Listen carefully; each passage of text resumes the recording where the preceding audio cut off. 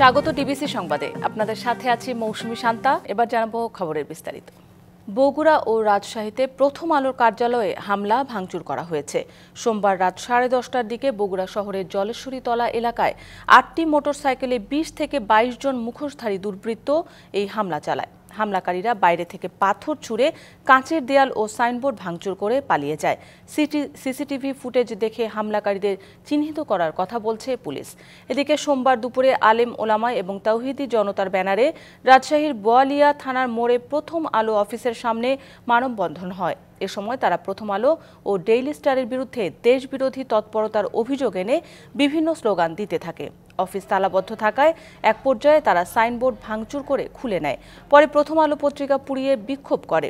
এসব হামলার ঘটনায় তথ্য উপদেষ্টা নাহিদ ইসলাম বলেন, গণমাধ্যমে হামলা ও বন্ধের চাপ সহ্য করা হবে না।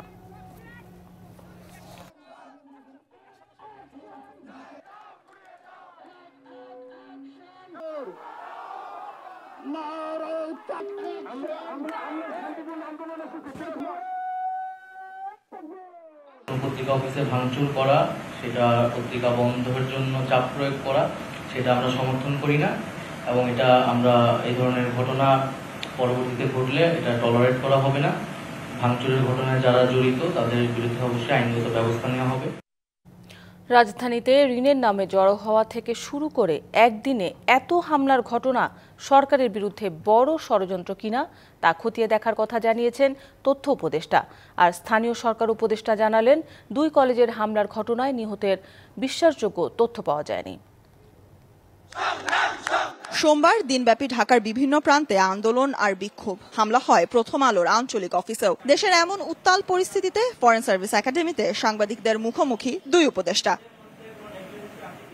তথ্য উপদেষ্টা বলেন, কারো বিরুদ্ধে অভিযোগ থাকলে জানাতে হবে সরকারকে। সংস্কারের পদক্ষেপ বাধাগ্রস্ত করতে ষড়যন্ত্র হচ্ছে বলেও দাবি তার। যদি কোনো সুনির্দিষ্ট অভিযোগ থাকে সেটা আইনগতভাবে তারা পদক্ষেপ নিতে পারে।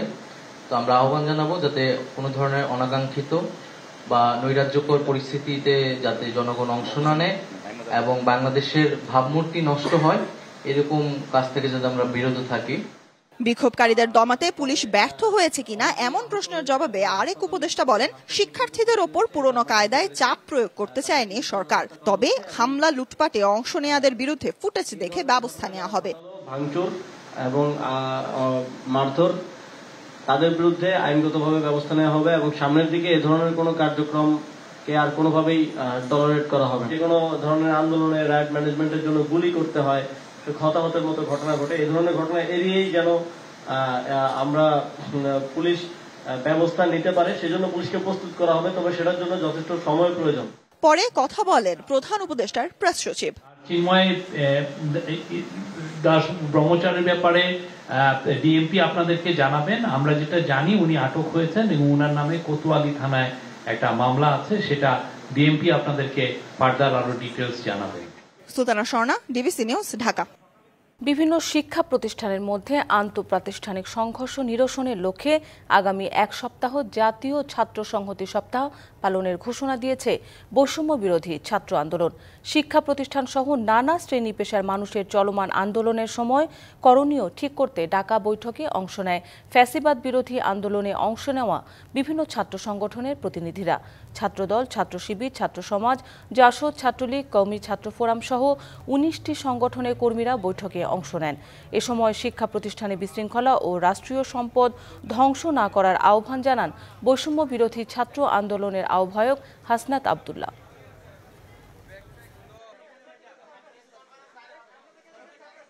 আন্দোলনের একটা উপলক্ষ তৈরি হয়েছে যে প্রত্যেক দাবি নিয়ে রাস্তায় এসে এটা মৌসুম চলছে। আওয়ামী ফেসিবাদী যে শক্তিগুলো রয়েছে তাদের ব্যাপক ফাইন্যান্সিং রয়েছে। আগামী 1 সপ্তাহ আমরা জাতীয় ছাত্র সংহতি সপ্তাহ ঘোষণা করছি। আমাদের যে ঐক্যবদ্ধ থাকার কোনো বিকল্প নেই, সেই বার্তাটি পৌঁছানোর জন্য এবং প্রাতিষ্ঠানিক মেলবন্ধন আমাদের সুদৃঢ় করার জন্য আমাদের এই কর্মসূচিটি ঘোষণা করা হয়েছে। বাংলাদেশ সম্মিলিত সনাতনী জাগরণ জোটের মুখপাত্র চিন্ময় কৃষ্ণ দাসকে গ্রেপ্তারের প্রতিবাদে রাজধানী সহ দেশের বিভিন্ন স্থানে বিক্ষোভ করেছেন সনাতন ধর্মাবলম্বীরা। বিকেলে ঢাকা থেকে চট্টগ্রামে যাওয়ার পথে হযরত শাহজালাল আন্তর্জাতিক বিমানবন্দর থেকে তাকে গ্রেফতার করে গোয়েন্দা পুলিশ। সম্প্রতি চট্টগ্রামে এক অনুষ্ঠানে জাতীয় পতাকা অবমাননার অভিযোগে সম্মিলিত সনাতনী জাগরণ জোটের মুখপাত্র চিন্ময় কৃষ্ণ দাসের বিরুদ্ধে মামলা হয়। সোমবার ঢাকার হযরত শাহজালাল আন্তর্জাতিক বিমানবন্দর থেকে তাকে গ্রেফতার করে গোয়েন্দা পুলিশ। এই খবরে ডিবি কার্যালয়ের সামনে জড়ো হয়ে প্রতিবাদ জানায় সনাতন ধর্মাবলম্বীরা। এখন এখানে লক্ষ লক্ষ জনতা ছিল, তো সেই লক্ষ লক্ষ থেকে যদি কেউ কোনো দুষ্কৃতি করেও থাকে, সেই দুষ্কৃতি তো তার উপরে সে চাপতে পারে না। আমরা সংখ্যালঘু সম্প্রদায়ের আওয়াজ হয়ে রাজপথে নেমেছি, আমরা এখানে লিডারশিপের জন্য রাজপথে নামি এবং আমরা এখনো পর্যন্ত জানতে পারিনি তার বিরুদ্ধে কি সুনির্দিষ্ট অভিযোগ রয়েছে। অবিলম্বে চিন্ময় কৃষ্ণ প্রভুর মুক্তি, বিনা শর্তে মুক্তি এবং আজকে শাহবাগে যারা হামলা করেছে তাদের বিরুদ্ধে আইনি পদক্ষেপ দ্রুতভাবে যাতে গ্রহণ করা হয়। চিন্ময় কৃষ্ণ দাসকে গ্রেফতারের প্রতিবাদে চট্টগ্রাম সহ দেশের বিভিন্ন জেলায়ও বিক্ষোভ হয়েছে। চট্টগ্রাম নগরীর জামাল খানের চেরাগি মোড়ে বিক্ষোভ মিছিলে অংশ নেয় সনাতন ধর্মাবলম্বীরা। বন্ধ হয়ে যায় সব ধরনের যান চলাচল। এ সময় সতর্ক অবস্থান নেয় আইন শৃঙ্খলা বাহিনীর সদস্যরা।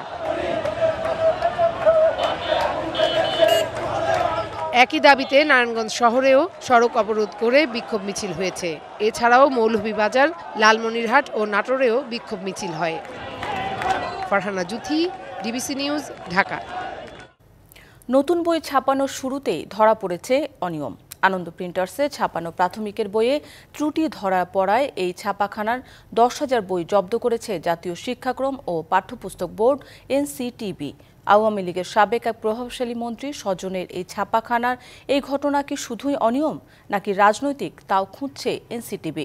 এদিকে অভিযুক্ত প্রিন্টার্সের কার্যালয়ে গেলেও ব্যস্ততার অজুহাত দিয়ে কথা না বলে সটকে পড়েন মালিক। নতুন বছরের শুরুতেই শিক্ষার্থীদের হাতে বই তুলে দেওয়ার পাশাপাশি এবার বইয়ের মানের উপরও জোর দিয়েছে সরকার। সব দিক নিশ্চিত করে এরই মধ্যে প্রাথমিকের বইয়ের ছাপার কাজ শুরু হয়েছে। তবে শুরুতেই ধরা পড়েছে অনিয়ম। আনন্দ প্রিন্টার্সে প্রাথমিকের ছাপানো বইয়ে পাওয়া গেছে অনিয়ম ও ত্রুটি। সম্প্রতি এই প্রিন্টার্সের 10,000 কপি বই জব্দ করেছে এনসিটিবি। শর্ত ছিল, স্পেসিফিকেশন ছিল, তার থেকে সেই শর্ত ভঙ্গ করে তারা বই ছাপছিল। বিশেষ করে বাধাইয়ের মান খুবই খারাপ ছিল। সেই কারণে কাগজের উজ্জ্বলতা নিয়েও তারা প্রশ্ন করেছে, তবে সেটা পরীক্ষাগারে পাঠানোর জন্য তারা রিপোর্ট দিয়েছে। তো বইয়ের বাধাই যদি খারাপ হয়ে যায় তাহলে তো শুরুতেই একটা সমস্যা হয়ে গেল। সেই ক্ষেত্রে 10,000 থেকে 20,000 বই এরকম তারা চিহ্নিত করেছে। এনসিটিবি বলছে বিষয়টি শুধুই অনিয়ম দুর্নীতি নাকি রাজনৈতিক যোগসূত্র রয়েছে তাও খতিয়ে দেখছে তারা। তো আশ্চর্য লেগেছে যে তাদের তো দীর্ঘদিন ধরে তারা কাজ করছেন, তো সেই ক্ষেত্রে তাদের বাধাইয়ের ব্যাপারে তাদের অবহেলা থাকবে, এটা কখনোই প্রত্যাশিত নয়। তাকে আমরা সতর্ক করে দেওয়ার পরেও যদি এ ধরনের ঘটনা ঘটতে থাকে তাহলে অবশ্যই আমরা ব্যবস্থা গ্রহণ করব। অন্য কিছু আছে কিনা গোয়েন্দা সংস্থা আছে, তারা এটা তাদের রিপোর্টে আশা করি, আমার মনে হয় সে ধরনের কোনো বিষয় থাকলে অবশ্যই উঠে আসবে। রাজধানীর ফকিরাপুলে আনন্দ প্রিন্টার্সের কার্যালয়ে গেলে ব্যস্ততার অজুহাত দেখিয়ে পাশ কাটিয়ে যান প্রতিষ্ঠানটির কর্ণধার রব্বানী জব্বার। বই তো ওরা দেখতেছে, এটাই এনসিটিভির কাছ থেকে নাকি, এটাই আমি কোনো কথাই বলতে চাই। আমার টিম এনসিটিভির কাছে আছে, প্লিজ আমি আপনার সাথে যোগাযোগ করেন। বইয়ের মান নিয়ন্ত্রণে প্রিন্টার্সগুলোতে আরও কঠোর নজরদারির কথা বলছে এনসিটিবি। মনিরুল সোহাগ, ডিবিসি নিউজ, ঢাকা। যশোরের সন্ত্রাসী হামলায় পণ্ড বাউল গানের আসর। অভিযোগের তীর যুবদল, ছাত্রদলের নেতাকর্মীদের বিরুদ্ধে। সোমবার বিকেলে মনিরামপুর উপজেলার শ্যামপুর ইউনিয়নের পারদিয়া গ্রামের এই অনুষ্ঠানে হামলা চালায় স্থানীয় যুবদল ও ছাত্রদলের 3 জন নেতাকর্মী। ঘটনার পর থেকে ভুক্তভোগী পরিবারসহ সাধু সংঘে আসা বাউল শিল্পীদের মাঝে আতঙ্ক বিরাজ করছে। মন্টু ফকিরের অভিযোগ, রবিবার বিএনপি নেতা ফারুক হোসেন তাকে সাধু সংঘ বন্ধ করতে বলেন। তিনি অনুষ্ঠান বন্ধ করতে অপারগতা জানালে সোমবার ইউনিয়ন ছাত্রদলের সহ সভাপতি শামীম খাঁ, জগন্নাথ সহ 3 জন তার বাড়িতে চড়াও হন। এক পর্যায়ে তারা মন্টু ফকিরের আখড়াতে হামলা চালান। ভাঙচুর করা হয় চেয়ার, হাঁড়ি পাতিল, ছিঁড়ে ফেলা হয় সামিয়ানা। এ সময় কয়েক হাজার টাকা লুট করে নিয়ে যায় তারা। হঠাৎ করে আছে যুবনেতা, ওনার নাম হচ্ছে হযরত আলী। এই বাড়ি কোনো রান্না বাড়া হবে না। একটা 15-র দিকে শামীম, তার সহকারী মোটরসাইকেল 2 জন জুনিয়র ছিল, একটা নাম জগ, মোটামুটি দানি কপ কাপ শুরু করে দিয়েছে। এই বাড়ি ঘরে হামলা হয়েছে, বাড়ি ঘর ভাঙচুর করেছে। যে আশ্রমে সাধুগুরুরা থাকে সেই ঘরটা ভাঙচুর করেছে। এই অনুষ্ঠানটা যারা পণ্ড করতে চেয়েছে তাদের একটা বিচার হোক। জানুয়ারির দ্বিতীয় সপ্তাহে রেল চলাচল শুরু হবে যমুনা নদীর উপর নির্মিত দেশের সবচেয়ে লম্বা স্বতন্ত্র রেল সেতুতে। এরই মধ্যে মূল সেতু নির্মাণ কাজ ও দুই প্রান্তের সংযোগ স্থাপন সম্পন্ন হয়েছে। দুই প্রান্তে অত্যাধুনিক দুটি স্টেশনে নির্মাণ কাজও প্রায় শেষ। যমুনা নদীর বুকে সিরাজগঞ্জ ও টাঙ্গাইল প্রান্তে সবচেয়ে লম্বা স্বতন্ত্র রেল সেতু নির্মাণে ব্যস্ত দেশি বিদেশি প্রকৌশলী ও শ্রমিকরা। 50টি পিয়ারের উপর স্থাপিত হয়েছে অত্যাধুনিক প্রযুক্তির ওয়েদার স্টিলের 49টি স্প্যান। ডুয়েল গেজ ডাবল ট্র্যাকের সেতুটি চালু হলে একসাথে দুটি ট্রেন চলবে 100 থেকে 120 কিলোমিটার গতিতে। সেতুর মূল কাঠামো ও দুই পাশের সংযোগ লাইন স্থাপন শেষ হয়েছে। টাঙ্গাইল ও সিরাজগঞ্জ অংশে সেতুর পূর্ব ও পশ্চিমে নির্মিত হচ্ছে আধুনিক সুযোগ সুবিধা সম্বলিত দুটি স্টেশন। জানুয়ারির দ্বিতীয় সপ্তাহে সেতুতে রেল যোগাযোগ চালু হওয়ার সিদ্ধান্ত বাস্তবায়নে চলছে পরীক্ষা নিরীক্ষা। রেল ট্র্যাক বসানো চেকিং চলছে, মানে বুঝে দেওয়ার জন্য যে চেকিং সেটা চলছে, সামনেই হ্যান্ড ওভারের জন্য দিয়ে দিব। আমরা ডিসেম্বর কিংবা জানুয়ারির 5 দিকে আমরা উদ্বোধন করতে পারি। এমন প্রকল্পে কাজ করার সুযোগ পেয়ে আনন্দিত শ্রমিক ও কর্মচারীরা। দিনরাত পরিশ্রম করে পাইপলাইনের কাজ করতেছি, এত বড় প্রজেক্টে আমরা কাজ করতেছি, এটা আমাদের জন্য অনেক অনুপ্রেরণা এবং ভাগ্যের বিষয়। আমরা বাংলাদেশে এত বড় একটা মেগা প্রজেক্টে কাজ করে আমরা খুবই আনন্দিত এবং খুবই খুশি। সেতুটি চালু হলে ট্রেনের সংখ্যা বাড়ার পাশাপাশি প্রসার ঘটবে ব্যবসা বাণিজ্যে। তাই জানুয়ারিতে পুরোদমে সেতুটি রেল চলাচলের জন্য উন্মুক্ত করতে চায় কর্তৃপক্ষ। এম্বাঙ্কমেন্ট থেকে শুরু করে সেতু পুরো সবকিছুরই কাজ শেষ হয়েছে। আগে যেখানে 38টা ট্রেন চলতো, এখন আমরা 88টা ট্রেন চালানোর সক্ষমতা অর্জন করব। এখানে একটা goods international container traffic movement যখন শুরু হবে, তখন প্রচুর রেলওয়ের তথা বাংলাদেশের রাজস্ব আর্ন হবে। 16,780 কোটি টাকা ব্যয়ে যমুনা নদীতে নির্মিত হয়েছে 4.8 কিলোমিটারের এই রেল সেতু। 2020 সালের 29 নভেম্বর ভিত্তিপ্রস্তর স্থাপন করা হয় এই রেল সেতুর। খালিদ হৃদয়, ডিবিসি নিউজ, সিরাজগঞ্জ। সুনামগঞ্জের ছাতকের সাথে প্রায় 4 বছর ধরে বন্ধ সিলেটের রেল যোগাযোগ। 2020 সালে করোনা মহামারীর শুরুর দিকে ট্রেন চলাচল বন্ধ হয়ে যায়। এরপর 2022 সালের বন্যায় মারাত্মকভাবে ক্ষতিগ্রস্ত হয় রেলপথটি। এডিবির অর্থায়নে 250 কোটি টাকার টেন্ডার হলেও রাজনীতির পট পরিবর্তনে কাজ শুরুর বিষয়ে দেখা দিয়েছে অনিশ্চয়তা। সিলেটের সঙ্গে প্রাচীন শিল্প শহর সুনামগঞ্জের ছাতকে দীর্ঘদিন জোড়াতালি দিয়ে রেল যোগাযোগ চালু থাকলেও 2020 সালে করোনার শুরুর দিকে বন্ধ হয়ে যায়। মহামারীর শঙ্কা কাটিয়ে দেশের পরিস্থিতি স্বাভাবিক হলেও এই রেলপথটি আর চালু হয়নি। সংকট আরও দীর্ঘ হয় 2022 সালের ভয়াবহ বন্যায়। ছতাক থেকে সিলেট পর্যন্ত 35 কিলোমিটার রেলপথের মধ্যে 13 কিলোমিটার পুরোপুরি ও 20 কিলোমিটার আংশিক ক্ষতিগ্রস্ত হয়েছে। এরপর এশীয় উন্নয়ন ব্যাংকের অর্থায়নে রেলপথটি সংস্কার করে চালুর উদ্যোগ নেয় সরকার। 250 কোটি টাকার টেন্ডার পায় ঠিকাদারি প্রতিষ্ঠান মীর আক্তার কনস্ট্রাকশন। 2024-এর জুলাই থেকে 2026-এর জুনের মধ্যে সংস্কার শেষ করার কথা থাকলেও কাজই শুরু হয়নি। এই ছাতক দ্বারার কয়েক লক্ষাধিক মানুষ সবাই এই রেলের মাধ্যমে সিলেট যাতায়াত করতো। এইটা বন্ধ হয় 60টা বছর ধরে মানুষের খুব দুর্ভোগ। মালামাল নিয়ে অনেক অসুবিধা আমরা করা লাগে, কিন্তু রেলটা থাকলে আমরা 10 টাকা দিয়ে মালামাল নিয়ে যাইতে পারি। দীর্ঘদিন বন্ধ থাকায় রেলের অবকাঠামোতেও ক্ষতি হচ্ছে। চুরি হচ্ছে লাইনের কাঠ ও লোহার স্লিপার। রেল লাইনের কোনো অ্যাঙ্গেল টেঙ্গেল কোনো কিছু, মানে চুরি সামারি অত কোনো ডাকাতি কোনো কিছু চলে নাই। তো তাড়াতাড়ি সম্ভব মানে রেলটা চালু হইয়া দেওয়া হোক। রাজনীতির পট পরিবর্তন ও প্রকল্প পরিচালকের পদ খালি থাকায় কাজ কবে শুরু হবে তা নিয়ে রয়েছে অনিশ্চয়তা। ফাইল প্রসেসিং হয়ে আপনার টেন্ডারও হয়েছে। 5 আগস্টের ইয়ার পরে তো অনেক কিছু আমাদের মন্ত্রী মহোদয় চেঞ্জ হয়ে গেছে, অনেক গঠনতান্ত্রিক চেঞ্জ হয়েছে। এরপরে আসলে এটার আর কোনো আপডেট পাওয়া যায়নি। ওটার বর্তমানে পিডি ওই চেয়ারেও কেউ নেই। সকল জটিলতার অবসান ঘটিয়ে বহুল কাঙ্ক্ষিত রেলপথ আবারও চালু হবে, এমনই প্রত্যাশা স্থানীয়দের। DBC news desk.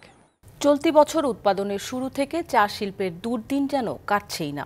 বন্যা, খরা, আবহাওয়ার তারতম্যে উৎপাদন মৌসুমের একদম শেষ পর্যায়ে এসেও চায়ের কাঙ্ক্ষিত ফলন পাওয়া যায়নি। চাহিদা অনুযায়ী উৎপাদন লক্ষ্যমাত্রা পূরণ না হওয়ায় এ শিল্পের সঙ্গে জড়িতরা নানাভাবে ক্ষতির মুখে পড়বেন বলে আশঙ্কা করা হচ্ছে।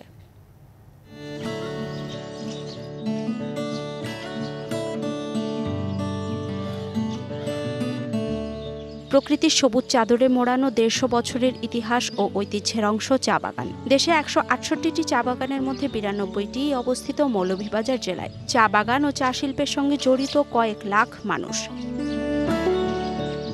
এবার চায়ের ভালো ফলনের আশা করা হলেও বাস্তবে দেখা গেছে উল্টো চিত্র। অতিবৃষ্টি, বন্যা এবং প্রচণ্ড গরমে চা উৎপাদনে ভাটা পড়ে। জেলার সবকটি বাগানে কচি পাতার চরম সংকট দেখা দেয়। ভরা মৌসুমেও উৎপাদন বন্ধ রাখতে হয় অনেক কারখানায়। গত বছর থেকে আমাদের বেশিরভাগ চা বাগানই চায়ের উপযুক্ত দাম পাচ্ছেন না, যার জন্য বেশিরভাগ চা বাগানই আমাদের কষ্ট প্রোডাকশনের চেয়ে নিম্ন দামে বিক্রি করতে হচ্ছে তাদের চা। উৎপাদন কম হওয়ায় নারী শ্রমিকদের টান পড়ছে তাদের মজুরিতে। গতবারে অনেক পাতি পাইছিলাম, এবারে পাতি নাই। আমরাও লস, কোম্পানিরও লস। আগামী বছরের অনুযায়ী আমরা সেভাবে টাকা পাইছি না। চায়ের গুণগত মান নষ্ট হওয়ায় নিলামে চায়ের সঠিক দাম পাচ্ছেন না চা বাগান মালিকরা। এছাড়া চায়ের উৎপাদন খরচ দ্বিগুণ থাকায় নানাভাবে ক্ষতি হচ্ছে। আমরা চা বাগানের অবস্থা খুব একটা ভালো অবস্থা নেই, কারণ অনাবৃষ্টি, অতিবৃষ্টি, প্রাকৃতিক দুর্যোগের কারণে এবার তা 10 থেকে 12% গত বছর থেকে কমেছে। এখন অনেকটা বাগানে কিন্তু সংকটের বিপদ সীমানে চলে গেছে। এদের কাছে মজুরি দিতে পারে না, বোনাস দিতে পারে না। উৎপাদন বৃদ্ধি না হলে মালিকরা ওইভাবে যদি না বাগানটা সচ্ছলে না চলতে পারলে আমরা কিন্তু দাবি দাবা থেকে আমরা পিছনে পড়ে যাচ্ছি। এদিকে শ্রীমঙ্গলে চায়ের দ্বিতীয় নিলাম বাজারেও চায়ের দাম আশানুরূপ না হওয়ায় হতাশ ব্যবসায়ীরা। এবার আমার মনে হয় যে লক্ষ্যমাত্রা পূরণ করা যাবে না। চার উৎপাদনের গ্রাজুয়ালি একটু একটু করে দাম বাড়ছে, সেটা অব্যাহত থাকবে এটাই আমার বিশ্বাস, কারণ সিজনও শেষ পর্যায়ে। বাংলাদেশ চা বোর্ডের দেওয়া তথ্যমতে চলতি বছর চা উৎপাদনের লক্ষ্যমাত্রা 10,80,00,000 কেজি। তবে প্রতিকূল আবহাওয়া সহ নানা কারণে মৌসুমের শেষ পর্যায়ে এসেও চায়ের কাঙ্ক্ষিত ফল পাওয়া যায়নি। DBC news desk. আবহাওয়া উপযোগী আর লাভজনক হওয়ায় ব্যাপকভাবে মালটার চাষ হচ্ছে সাতক্ষীরা ও ঝালকাঠিতে। কৃষি ও অর্থনীতি সমৃদ্ধ করতে গুরুত্বপূর্ণ ভূমিকা রাখা সহ কর্মসংস্থানেরও সুযোগ তৈরিরও হচ্ছে মালটা চাষে। আর কৃষকদের উদ্বুদ্ধ করার পাশাপাশি নিয়মিত পরামর্শ দিয়ে যাচ্ছে কৃষি বিভাগ। 2017 সালে ঝালকাঠি জেলায় শুরু হয় বাণিজ্যিকভাবে মালটা চাষ। উৎপাদন খরচ কম ও অল্প পুঁজিতে অধিক লাভ হওয়ায় মালটা চাষে ঝুঁকছে এলাকার যুব সমাজ। বর্তমানে জেলার 4 উপজেলা ছোট বড় 1100 মালটা বাগান রয়েছে। মালটা চাষে দিন বদলেছে জেলার অনেক কৃষকের। 2018 সালে আমি এই 90% জায়গার উপর বাগান করি। এ দেখা দেখি আরো আমাদের সাইডে 2-3টা বাগান হয়েছে। 3 বছর ধরে ফলন পাইছি। এই যে মালটা দিয়ে আমি অনেক লাভবান আছি। এই বাগান দেখে এখন দিয়াকুল গ্রামে পর্যাপ্ত পরিমাণ বাগান করার উদ্যোগ নিছে। স্থানীয় চাহিদা মিটিয়ে বিভিন্ন জেলায় সরবরাহ করা হচ্ছে মালটা। বাগান ঘিরে কর্মসংস্থান হয়েছে কয়েকশো মানুষের। কৃষি বিভাগের মাঠ পর্যায়ের কর্মীরা বাগান পরিদর্শনের পাশাপাশি নিয়মিত পরামর্শ দিচ্ছেন। কৃষি সম্প্রসারণ অধিদপ্তরের পক্ষ থেকে কৃষকদেরকে প্রদর্শনী এবং প্রশিক্ষণ কার্যক্রম পরিচালনা করা হচ্ছে। এবছর আশা করা যাচ্ছে 650 মেট্রিক টন মালটা উৎপাদিত হবে। এদিকে সাতক্ষীরায় পড়াশোনার পাশাপাশি মালটা চাষ করে সফল হয়েছেন কলারোয়ার কলেজ শিক্ষার্থী ও উদ্যোক্তা আকাশ। চাকরির প্রত্যাশা না করে মাত্র 3 বিঘা জমিতে মালটা চাষ শুরু করলেও এখন 5 বিঘা জমিতে 2টি বাগান রয়েছে আকাশ কুমার ঘোষের। প্রতিদিন বিভিন্ন এলাকার মানুষ আকাশের মালটা বাগান দেখতে আসছেন। প্রথমত আমি 250 গাছ নিয়ে শুরু করেছিলাম। 60-70 হাজার টাকা আমার খরচ হয়েছিল। তারপর থেকে যা হয়েছে আমি লাভের মুখ দেখতে পাই। বর্তমানে অবস্থা মোটামুটি অনেক ভালো। আমার দেখা দেখে এখানে আরও 2-3 জন পাশেই বাগান করেছে তারা। এখানে এসেছি মালটা দেখতে এবং এখানে দেখে আসলে খুবই সুন্দর লাগছে, এত পরিমাণ মালটা হয়েছে। আকাশের পাশাপাশি মালটা চাষে সফল হয়েছেন আরেক উদ্যোক্তা আফসার আলী। আমার বাগানের ছাত্রকে কমলা রয়েছে বড়োটা, আর আছে সব মালটা। তাহলে বাগানে মাল আছে এখনো 600 মণ মাল রয়েছে।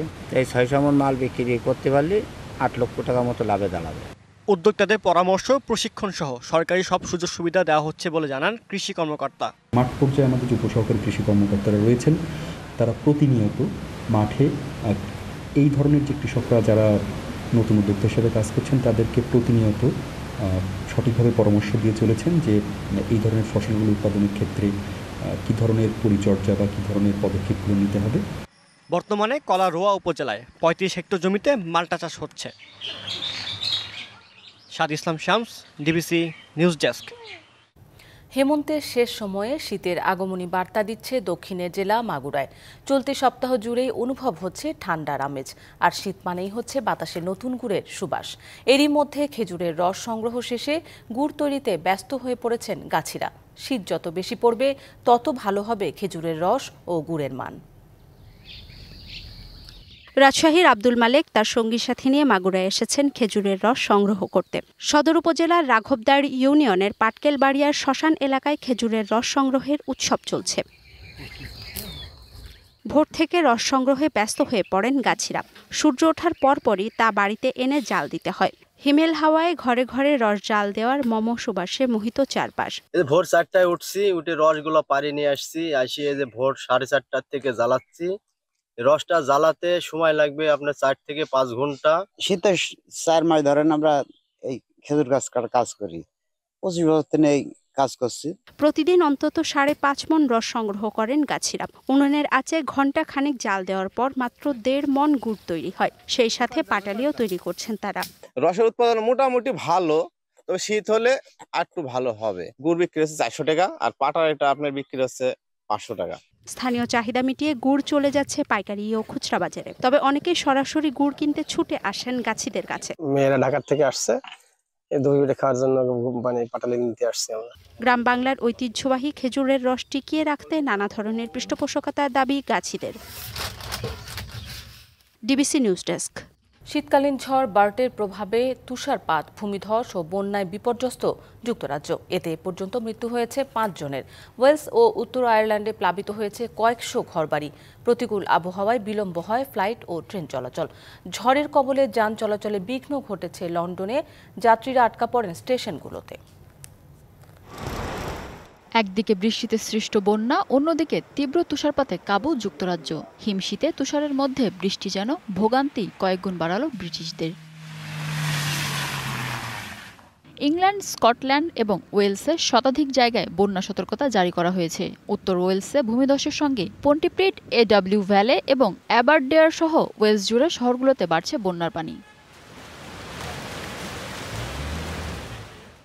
ভ্রমণ ডেটা সাইট ফ্লাইট এয়ারের তথ্য অনুসারে লন্ডন সিটি বিমানবন্দরে বাতিল করা হয়েছে বহু ফ্লাইট। গ্যাটউইক বিমানবন্দর এবং বার্মিংহাম বিমানবন্দরেও প্রতিকূল আবহাওয়ায় বিলম্ব হয় ফ্লাইট। আর তুষারপাতে অনুপযোগী হয়ে পড়েছে নিউক্যাসেলের রানওয়ে, ব্যাহত ট্রেন চলাচলও। ইংল্যান্ডের প্রধান সড়কগুলোতে জমে গেছে বরফের স্তর। এতে বাধাগ্রস্ত হচ্ছে যানবাহন চলাচল। দুর্ঘটনা এড়াতে ধীরগতিতে চলাচল করছে গাড়ি। রাস্তা থেকে তুষার সরাতে ব্যবহার করা হচ্ছে স্লোপাও নামে বিশেষ ধরনের যান। উত্তর আয়ারল্যান্ডে তুষার ঝড়ের কারণে বিদ্যুৎ বিচ্ছিন্ন হয়ে পড়েছে হাজারো ঘরবাড়ি ও ব্যবসা প্রতিষ্ঠান। এ পরিস্থিতিকে বহুমুখী বিপর্যয়ে অভিহিত করে বাসিন্দাদের সতর্ক থাকার পরামর্শ দিয়েছে আবহাওয়া office. Mina Firdaus, DBC news desk. যুক্তরাষ্ট্রের আগামীর প্রেসিডেন্ট ডোনাল্ড ট্রাম্পের শাসনামল নিয়ে অনেকেরই মনে রয়েছে প্রশ্ন। কারো কারো মতে খেয়ালি ট্রাম্পের আমলে বসবাসের অযোগ্য হয়ে উঠবে যুক্তরাষ্ট্র। যারা রিপাবলিকান এই নেতার শাসনামলে যুক্তরাষ্ট্রে থাকতে চান না, তারা এখন চাইলে জাহাজে ঘুরেই কাটাতে পারবেন আগামী 4 বছর। রিপাবলিকান নেতা ডোনাল্ড ট্রাম্পের জয়ে হতাশ ডেমোক্র্যাটরা। কারো কারো অভিযোগ, পাগলাটে ট্রাম্পের আমলে বসবাসের অযোগ্য হয়ে উঠবে যুক্তরাষ্ট্র। ট্রাম্পের শাসন থেকে বাঁচতে ডেমোক্র্যাট পার্টির সমর্থকদের এবার এক অভিনব অফার দিচ্ছে ফ্লোরিডার এক ক্রুজ কোম্পানি ভিলা ভিওডিসি। ট্রাম্পের শাসনামলে যারাই আমেরিকা থাকতে চাইবে না, তারা আগামী 4 বছর জাহাজেই ঘুরে বেড়াতে পারবেন। 1993 সালে স্পেনের ভ্যালেন্সিয়ায় তৈরি হয় 54 ফিট লম্বা এই ক্রুজ শিপ। ফ্লোরিডার একটি ক্রুজ কোম্পানির এই প্রমোত্তরিটিতে একসাথে 6 শতাধিক মানুষের থাকা খাওয়ার ব্যবস্থা রয়েছে বিলাসী জীবনযাপনের সব উপকরণ। কোম্পানি ট্যুর লা ভি নামের বিশেষ প্রোগ্রামের আওতায় রয়েছে 1 থেকে 4 বছর পর্যন্ত আলাদা 4টি প্যাকেজ। এখানে থাকতে প্রত্যেককে প্রতি বছর গুনতে হবে $40,000। কয়েক বছরের জন্য পালানোর ক্ষেত্রে জাহাজের চেয়ে ভালো আর কিছু হতে পারে না। এখানে থেকে প্রতিদিন নতুন নতুন জায়গায় ঘুম ভাঙবে। আমরা নির্বাচনের আগেই এ ধরনের অফার তৈরি করেছিলাম। কামালা হ্যারিস জিতলে রিপাবলিকানদের জন্য দেয়া হতো এই অফার। ভিলা ভিওডিসি প্রমোত্তরিটি 4 বছরে প্রায় 150 দেশের 4 শতাধিক বন্দরে ভিড়বে। বন্দরগুলো থেকে অতিথি প্রবেশের সুযোগও রয়েছে। Mousumi Shanta, DBC news desk.